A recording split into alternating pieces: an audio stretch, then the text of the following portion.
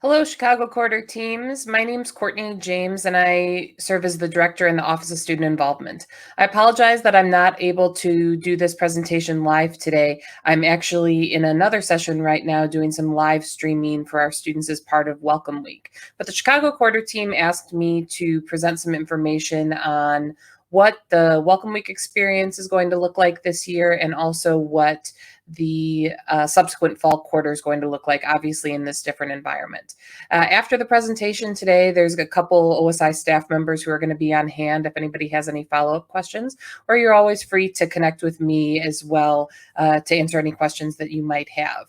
But I've got a couple quick slides here just to share to do a bit of an overview.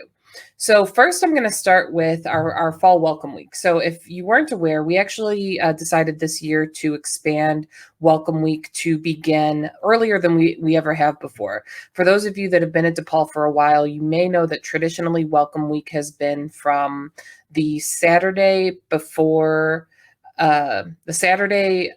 classes began until the Friday of the involvement fair. We obviously had some other programs during the Discover Week that were part of an extended experience, but they weren't technically part of our Welcome Week branding.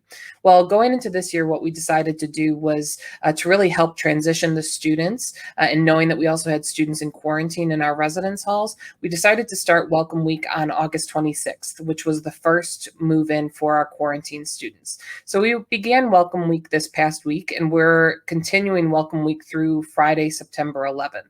So in that time frame, we actually have in total 165 offerings for our students, most of which are virtual experiences. So we have a very robust schedule that we've been doing to really start to introduce students to experiences, services that they're going to have available to them in their time at DePaul, and also to start to normalize some of that community building that we're going to be doing through some of our virtual programs. So, as the slide says here, and as I've talked about a little bit, a couple of the highlights are those 165 events that we've had, but also one of the big changes that we're doing for our programming for this year is we're doing a combination of both streamed and live experiences, which, for our members of our Chicago Quarter teams who are faculty members, this is probably very familiar to you. But in terms of how we're approaching our programming with it, what we're really talking about is our streamed experiences are experiences that can either be watched in real time or as a video on demand. So unlike, faculty and classes that might have access to D2L, our programming is appearing in places like Facebook and Instagram and Twitch and these other places where students are meeting and connecting in virtual and social environments. Then we are still doing a number of live experiences as well. So these live experiences are really experiences that are designed to happen in real time. They're oftentimes not recorded so that you really do have to experience them in that moment. Oftentimes because they include some sort of narrative engagement or storytelling on behalf of the participants, and really because we know that that's where that connection happens. You can't necessarily connect with another person in the same way through watching a video. You can learn about things, right? You can learn about things, you can take in information, but we really want to continue to foster those live experiences so that they can continue to make connections with their peers as they start their time here at DePaul. So as we're heading into Welcome Week, we've reimagined a number of the experiences that we've done in the past. So, in this chart here, you'll see a couple of familiar topics and event titles that we've had. So Blue Demon Bingo, our Welcome Week tabling, Demon Jam, which is our typical kickoff concert. Well, as we've headed into this fall 2020, we've reimagined a number of these experiences. So instead of one large bingo party that we are doing in person, instead we're doing daily game breaks. So we're playing games like bingo, Scribio, and trivia on a daily basis, and really to specifically engage a lot of those students who are in quarantine and starting to move in. Instead of our traditional Welcome Week tabling, we're going to be doing a streaming series called Wake Up with OSI. So that'll be featured every morning from the first day of class until Friday. Then instead of our traditional Demon Jam, which is our in-person concert, we're doing an event called Welcome Week Remix, which is going to be a video DJ party where students can request songs and dance in a physically and socially distant manner.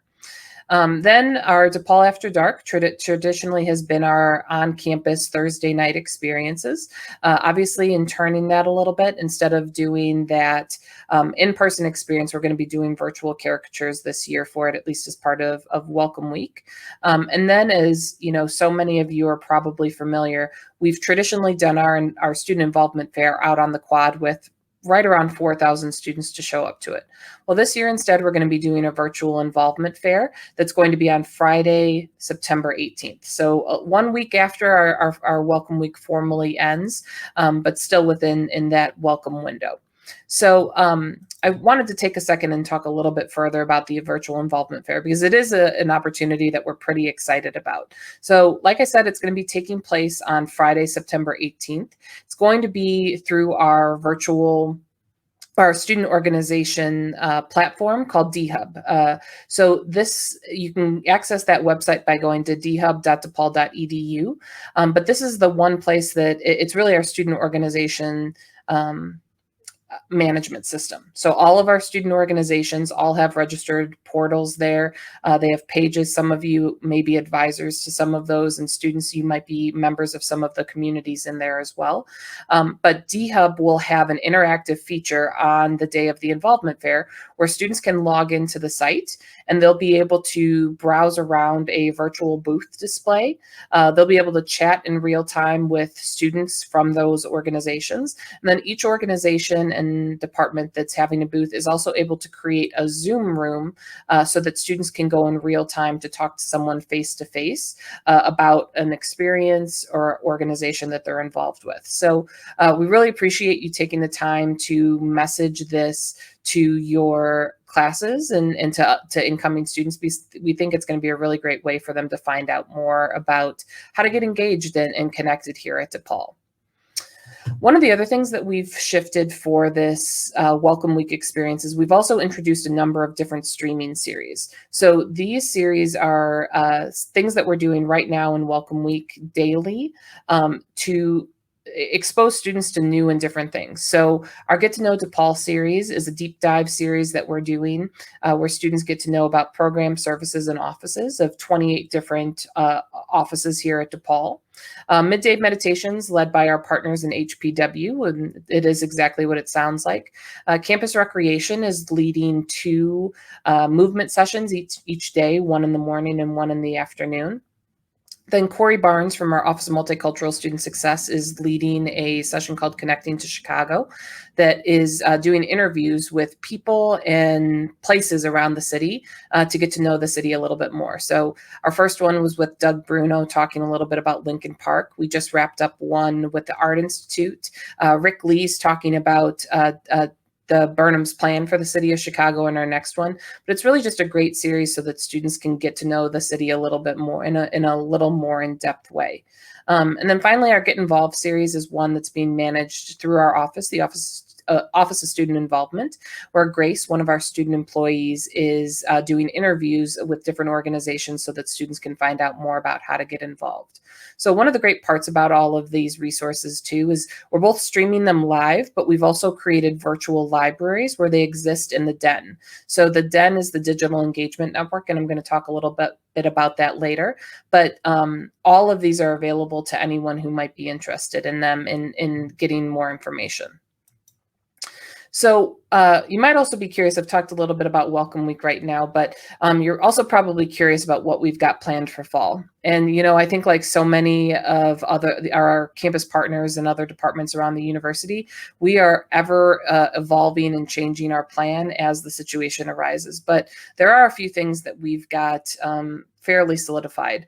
So most of what we're going to be doing for engagement will be online, not surprisingly, right? So student organization meetings are going to be online. We're going to have a plethora of virtual events available. All of our trainings are going to be online. All of that is really going to be available to those students in that virtual environment. We're also taking a page from our colleagues in academic affairs. We're working on both synchronous and asynchronous events. I was really intrigued, you know, just personally by this concept of asynchronous classes and asynchronous learning. So we've been piloting it a couple ways in student engagement to see if our students are interested in participating, and the numbers are showing that they are. So we're working on a little bit of that as well. There are going to be a few in-person experiences. Some of our organizations still will have a need to meet in person, so they're going to have that opportunity to do so in a physically distant environment. Doing a couple of those meetings, and we're going to have a couple of physically distanced events as well. So looking at things like during Welcome Week, we're planning to do a mini golf course, because that is naturally a very physically distant event where students can be relatively spread out from one another. Things like movie nights, concerts perhaps that they can sit from a distance, or just different events and experiences like that we're still evaluating and developing that calendar. Then we're also looking at a few hybrid experiences where, perhaps they either pick something up or they have something mailed to them so that they can participate. So we've done a couple of these so far, like paint and palettes, stuff a pillow events, but all of that will be continuing into the fall as well. So one of the things that I really want to make sure you all are aware about, and that you have a little bit of baseline knowledge of, is the DEN, which is our Digital Engagement Network. So if you haven't heard about it yet, this is really what we're talking to students about as that one-stop shop and that one place that they can go to find out all things about virtual engagement. So we send out a weekly email to students about virtual offerings. Now, you might be thinking, like, why are you sending out an email in the DEN? Isn't that what Newsline Daily is for? And yes, Newsline Daily is an email that students get every day with different offerings. The difference with the DEN, though, and Newsline Daily, though, is if you weren't aware, you can't unsubscribe from Newsline Daily. So what we were finding and what we've heard from our students is they don't always read it in super great detail, right? The DEN, on the other hand, is something that they have to opt into. So they have to choose to receive those messages, which we all know when people choose to be part of something, they're more interested in it, and they want to see that information. So the DEN is that place. So they have to opt into it. They can find out all information about all sorts of different virtual offerings. And again, they'll get that customized message each and every week to tell them a little bit more about what is happening virtually at DePaul.